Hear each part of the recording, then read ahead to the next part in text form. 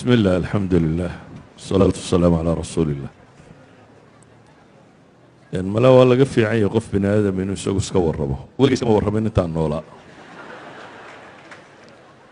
يعني بدن بقى تي في أما قول الجرائد أما قول الراديو وأي ما دين وكورة سنة ولا جينا ورما بحين ولا جينا تي في متجين.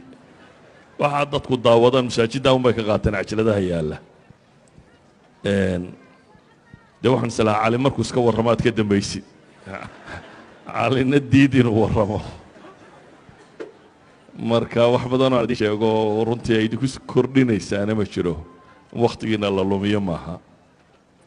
anu raga halkan fadhiyo waa ka wada da'weynaan u malaynaya sheekh maxamed umar mala isku dhadhownahay mustafa xaj ismaaciil haaruun baa la yidhaahdaa reer wadaadaaba ka dhashay aabahay xaaji baa uu ku magac dheeraan sheekh uu ahaa awogay aw haaruun baa la odhan jiray awogay ka dambeeya aw yuusuf baa la odhan jiray reer culamo oo diin ku taxan ayaan ka dhashay reer ahaan gobolka burcaan ku dhashay waqtigii isticmaalkaanan dhashay intii aan dowladda soomaaliyeed dhalanin dadka geedka hoostiisa ku dhashayna waa ka mid ahay inkastoo aabbahay allah u naxariisto 45 sannadood buu cadan deganaa 1963 buu ka soo noqday laakiin dhaqanku wuxuu ahaa in islaamaha loo diro baadiyo ay baadiyo ku dhashaan iyadoo la diidan yahay dhakhtarka iyo raggaa joogiya waxaasi aanay islaamuhu rabin ee loo diro hooyadeedoo baadiyo joogta inay baadiyo lagu soo umuro intaanu walaalaanay nin qurana kaga dhashay cadan intayadii kaleba baadiyaana loo diray baadiyaanu ku soo dhalanay baadiyaha gobolka togdheer ee burco ayaan ku dhashay isagaan wax ku bartay malcaamad dugsi hoose dugsi dhexe institutekii jarmalka ee burco ku yaalay intaasaan ka baxay takhasuskaygu tumaalnimada laydhku ahaa jaamacaddii soomaaliyeed baan ka baxay 1980kii iyadana takhasuskaygu tumaal laydha baan kaga baxay korontada ya tumaalku waa farsamo yaqaan laydh baa kaga baxay jaamacadda kadibna waxaan noqday macallin dugsiga farsamada gacanta ee jarmalku dhisay ku yaalla magaalada burcan macallin ka noqday markaan muddo sanad iyo bar meelaha joogay dowladdii soomaaliyeed baa ay xidhay dowladdaas soomaaliyeed ma rabo wax badan inaan ka sheego laakiin intay meelooda wax ku xidhi jirtayba waan soo maray station police waa laygu xidhay NSS waa laygu xidhay xero gulwado waa laygu xidhay xero military waa laygu xidhay dhabarjabin waa laygu xidhay jeel waa laygu xidhay weligeyna maxkamad layma tagin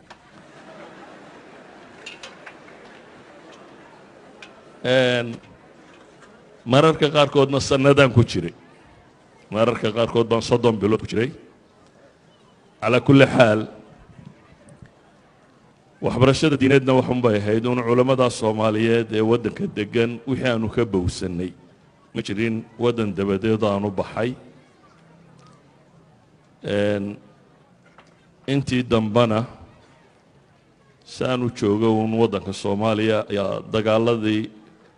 jabhaduhu ka dhaceen magaalada burcaan joogay markii 1988 jabhadu soo gashay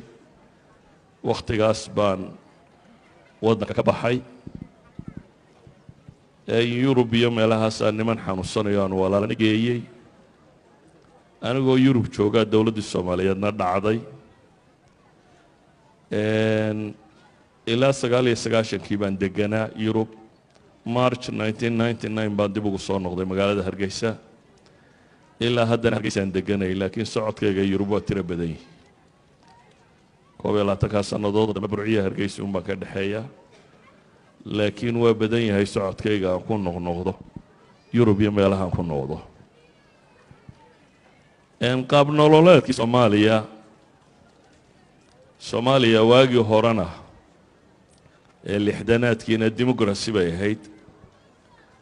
dimuqrasi qabiilkan uun ku salaysan haddaba aragtaan waxaan xasuustaa iyadoo 1969 68 meelaha markii doorashooyinkii dhacayeen dadku intay waddada maraan baa waxaa la odhan jiray dhulka yaale ilaahay baa leh ka sokowna reer hebel baa leh saasa cirka yaale cirka iyo dhulkaa la sheegan jiray hebelada jiray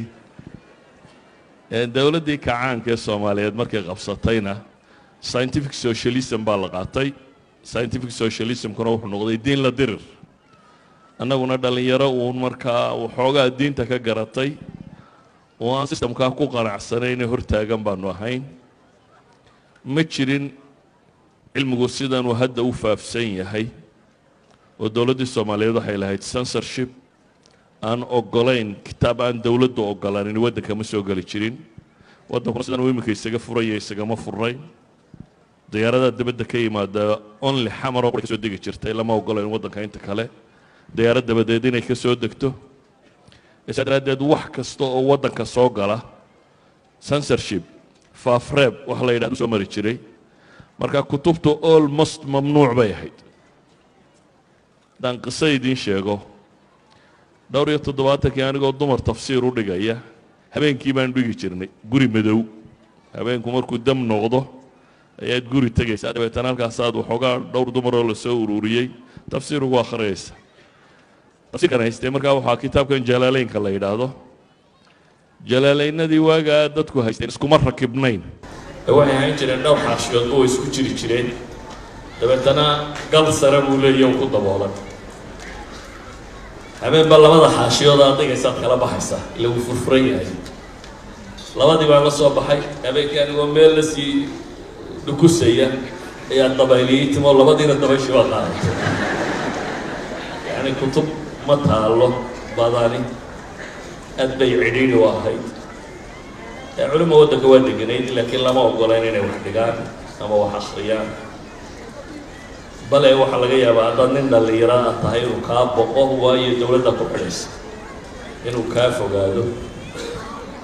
nin inuu tafsiir caama ama akhriyi jiray weliba soomaaliya waagaasi tafsiirka bisha ramadaan unbaa inta badan la akhri jiray waqtiyada kale kutubta fiqiga ama naxwa ama waxaasaa la akhri jiray على كل حال waxaan uga dambeeyay aan arrintan u tilmaamayo waxa weeyaan jaaniska ay idinku haysataan ma oolin waaga jaaniskana ay kutubtu baaqiyada jeeb ku sidataan ku jirto meel kasta lagu iibinayo ay kitaab aad u baahataan helayso electronically aad shaamilo soo download gareynayso oo dhowr iyo 10,000 oo mujallad ay ku jiraan yani jaaniska sida tan ee qofku research samayn kara wax baxthi kara wax baari kara waaga ma oolin laakiin waxa yaalay dad committed oo dadaalaya mala daacadnimana ku jirto oo in ilaahay wax ugu dhawaadaan ay ku jirto marka aanu qadiyada jecel inaan ku celiyo waxa weeyaan war nicmada haysataan ee ku saabsiisan diintu sida ay maanta u fududahay inuu qofku barto may jirin may oolin waxay ahayd wax aad u cidhiidhiya sidaad u xasilisaana ay inta badan ku xidhnaanayso sida aad wax u akhrido xataa iyadoo wax akhriskaagu fiican yahayna aanad helaynin wixii aad akhriyi lahayd uu cidhiidhi kugu gelayo intan dambe na dee meelaha un soomaalidu joogto baan wax ka sheegi jirnay anigu macallin baan ahaan jiray saa daraaddeed sheekh maan noqonin weli bana gaadhin macallinkuna daris loo diro buu soo diyaariyaa oo uu deedhiga waana laga yaabaa wakti aanay culamada soomaaliyeed haysanin qalabkan technology-ga ah inaan un yurub ka hortegayo wax akhriyo dad wuxuu akhriyay waxaan xasuustaa cajaladahan ugu badane hore ee 90yadii dadku dhegaysan jireen maqaaxaan ku akhriyi jiray Soomaaliyeed oo Norway maqaaxid Somali Welfare la yiraahdo Somali Welfare Organization ayaan ku dhawaan labadii toddobaad maalin wax maydeen akhriyay oo ka saydaadeen ha niman carabaha ka tagay oo aan diinta isku fiicnayn baa ku badnaa markaasaan bilaabay inaan muxaadaraad xawla al-iimaan arkaan al-iimaan iyo xawla al-xadaara al-islaamiyya inaan ka warramo nin dhallinyaraa baan ah hadal badan 2 saac iyo dheeraad baan maalin ileen 14 cashaan mar helaya markaa waxay noqotay markaa inaan 2 saac iyo dheeraad hadlo dadka markaa cajaladahaas baa soo gaadho markaas la siiyay mala ninkan sheekh weyn waa sheekh weynna marna ma noqonin laakiin uun fursad aanay jirin anigu in wax la duubo maan rabin waxaan xasuustaa waxba ha duubinaan ku idhi nin dhallinyaraa baa intuu kamarad iska soo qaatay buu wuxuu yihi sheekha ma fadhiyo wax akhriya ma iska tag xagga dambe la fadhiista markaa waxaan kala doortay inaan wax akhriyo iyo inaan iska tago markaasaan iska akhriyey dariskii dambaan imi maalintii dambe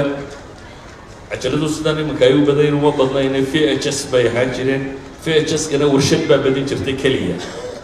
intay cajaladii qaadeen bay warshad geeyeen dabeetana dhowr boqol cajaladood bay ka dhigeen iyagoo meesha ku iibinayaan ugu imin nin cabdillaahi xuseen kaahiye la yidhaahda iyo inaan loorane la yidhaahda iyo axmed baaruud iyo iyagoo iibinayaano waar waa sidee dee waxaana iibinaysaa waxay dhahayn sheekh masaajidkaan kirada kaga bixinayna markaasaa iska aamusoo sirida masaajidkaan kirada alagaga bixiyo marka waxaan dadku duubayna anigu kuma talagelina inaan duubo TV-na weli ma tegin raadiyona weli ma tegin wadaadku su-aalaha badan uu dadka weydiinayana malaa in isagu ka jawaabaa bay ku fiican tahay anigu intaasaan ku gabagabaynaya wasalaam